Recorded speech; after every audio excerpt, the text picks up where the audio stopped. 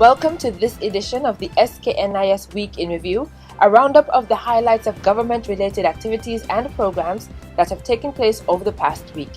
In this program, we focus on the period November 24th to the 30th.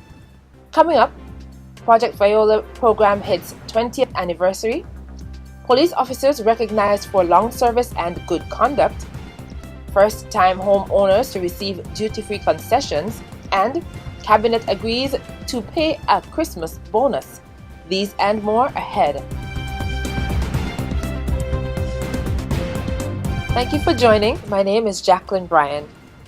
5 Christian organizations in St. Kitts were awarded for their sterling contribution to their respective communities during the inaugural Outstanding Community Service Awards held at Government House on November 23rd.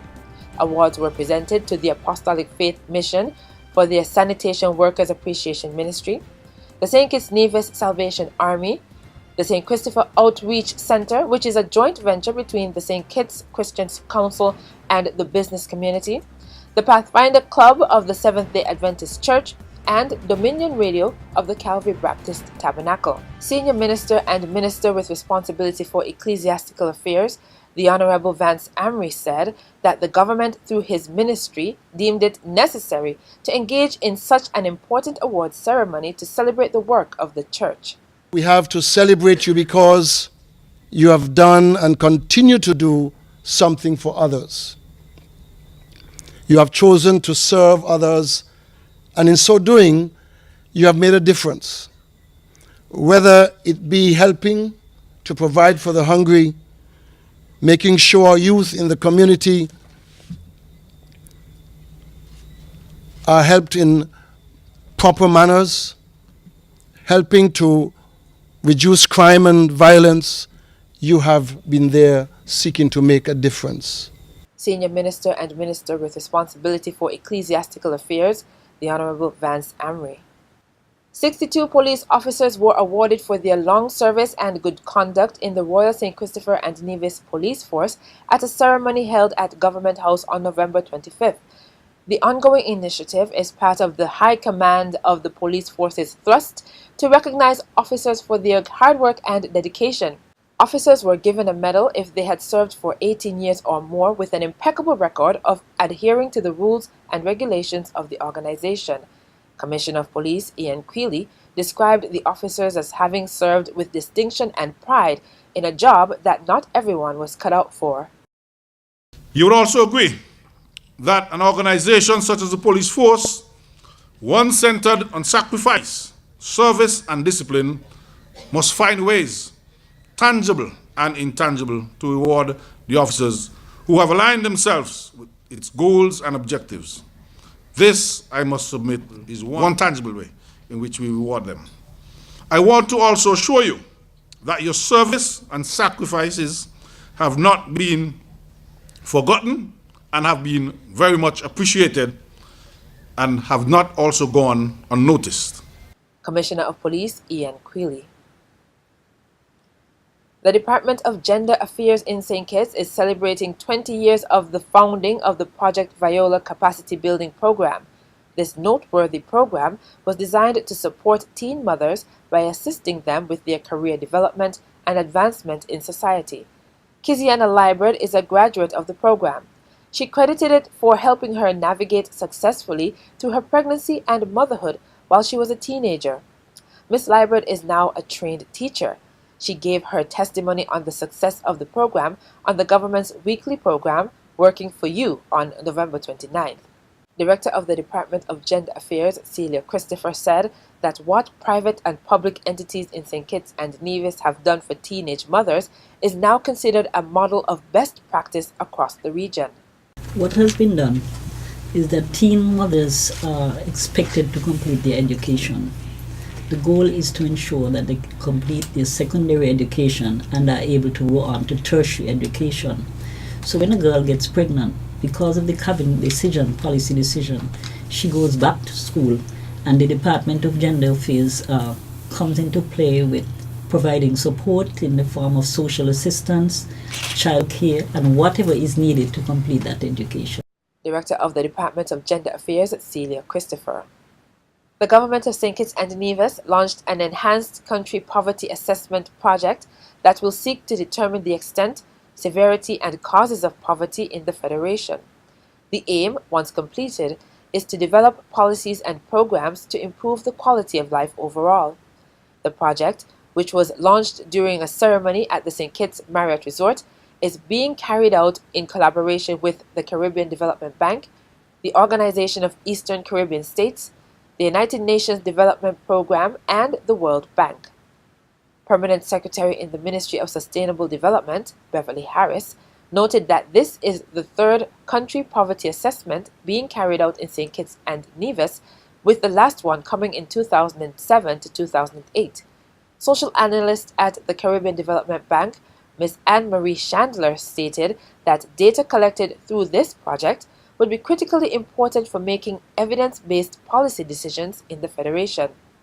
For development approaches to be relevant, to sustain achievements in poverty reduction, and to be responsive to the emerging needs of sustainable development, planners, policymakers, and development partners must have access to timely, accurate, and reliable data.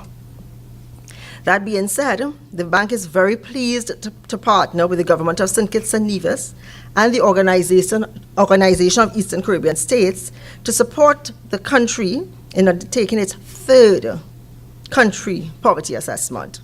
Social analyst at the Caribbean Development Bank, Anne-Marie Chandler. The country poverty assessment consists of 4 core elements: an assessment of the macroeconomic, social, and economic environment, an institutional analysis, a national survey of living conditions and household budgets, and a participatory poverty assessment. The government of St. Kitts and Nevis convened a consultative dialogue with economic and social partners on November 28th. The event took place at the Ocean Terracing in lieu of the customary national consultation on the economy, which occurs annually in September.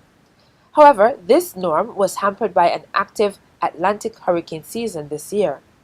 Financial Secretary in the Ministry of Finance, Hilary Hazel, said that despite the delay and the change to the format, having the discussion was of critical importance.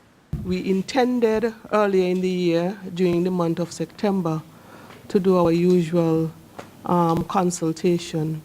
However, the passage of hurricanes Irma and Maria did interrupt that schedule, but we think that it is necessary for us to enter into dialogue ahead of the budget and ahead of a new year, which brings much hope and promise for the continued sustainable development of St. Kitts and Nevis. The consultation is an important exercise to keep stakeholders informed, understanding expectations, and articulate St. Kitts and Nevis's economic and fiscal position and outlook ahead of the upcoming annual budget debate in the National Assembly.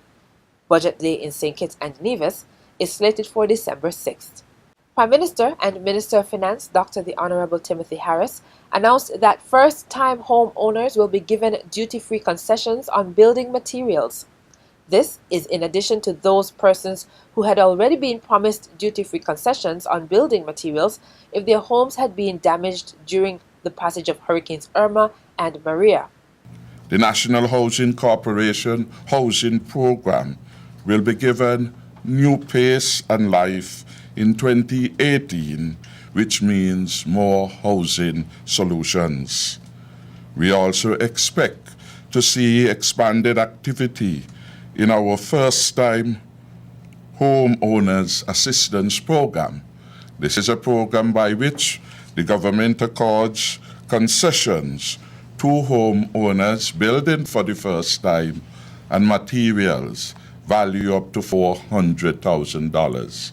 Above that $400,000, then the duty and the other taxes waived would be payable. At its press conference held on November 29th, Prime Minister Dr. the Honorable Timothy Harris had also announced that the agriculture sector was already beginning to bounce back from the damages sustained by the hurricanes this year under the Hurricane Relief Compensation Initiative, where a sum of $300,000 EC dollars was allocated in aid of the recovery efforts in the agriculture and fisheries sector. $102 crop farmers who qualify for relief. 57 have already collected all or some of the materials and services available to them, while 22 of the 33 livestock farmers have already received support. So there has been a good response in relation to this measure. The beneficiaries are allowed to select from the range of services and sale items offered by the department. Additionally, the department has purchased building materials, particularly lumber and galvanized, from hardware stores to distribute to livestock farmers whose holdings were damaged and in many cases rendered useless. Prime Minister Harris noted that thus far, a sum of about $184,000 had been dispersed under the program.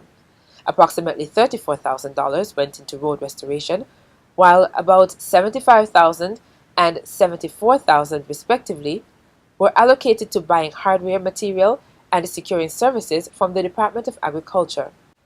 Cabinet announced on November 30th that a decision was taken to approve the payment of a double salary for the second consecutive year.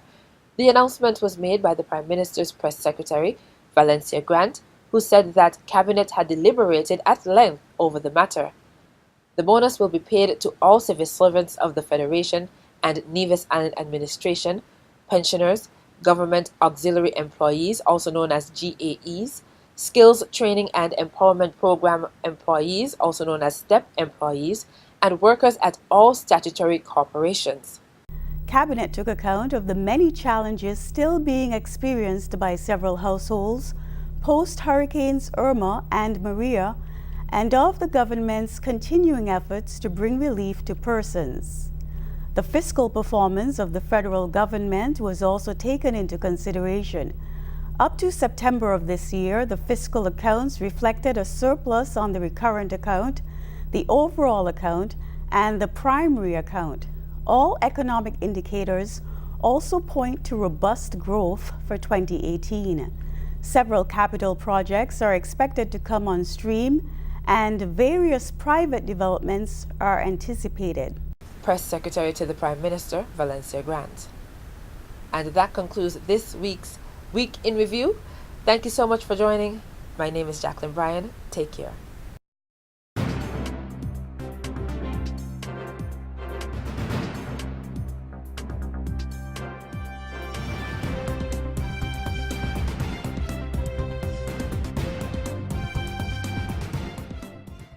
Stay up to date with news, programs, and activities of the government with SKNIS. Like us on Facebook. Listen to us on SoundCloud.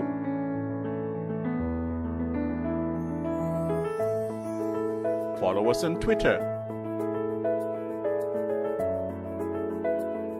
And watch our videos on YouTube. Connect with us today. SKNIS, St. Kitts and Nevis Information Service.